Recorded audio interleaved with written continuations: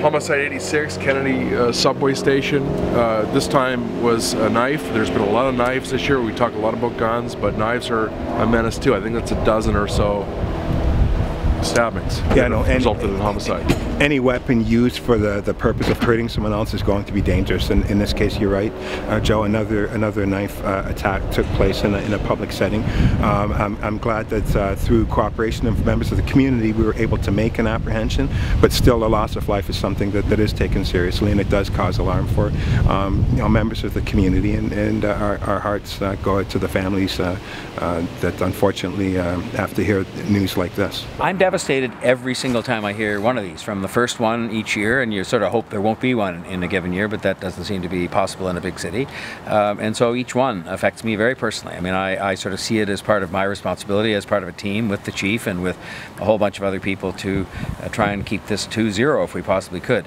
So, and it does add to it when it's near a playground or when it's near a subway station or in a subway station. But all we can do, people I think understand that there's no magic answer to this, that you have to keep at the three things we're doing now, and fortunately we're doing it together. Premier Ford and his government, Prime Minister Trudeau and his government, we're doing three things. We're supporting the police, we're hiring more police officers, we're giving them technology they need to fight against criminal activity. We are trying to get some laws changed on things like bail and guns, and we're investing in kids and families. And I think that most people would agree those are the things you can do and should do, and that hopefully will lead to a much better year next year and in years to come. We had our 86th homicide last night at the Kennedy station, and we're on our way to the record, which is 89, which we've done a couple of times, unfortunately. Crime has not come up, and I want to know why that is in this campaign, and also if you are successful tomorrow, you know, how are you going to address this? Because we have a crisis in Toronto, whether we want to admit it or not. Joe, thank you for the question. I couldn't agree more. We have a crisis around crime in this city, and we need a new approach. It's very clear. The status quo isn't working. And I've brought forward a plan that is about creating neighborhood-based plans. So we have 140 neighborhoods in this city, but we only have 5 neighborhood plans.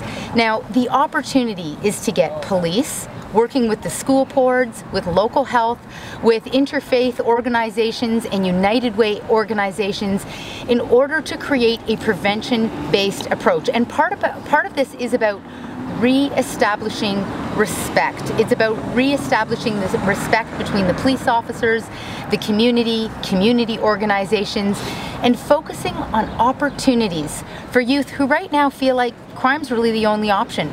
I've heard from mothers across this entire city who've said to me, you know, my kids feel like there is no future for them in this city, and that's one of the reasons why I'm worried they'll get engaged in crime.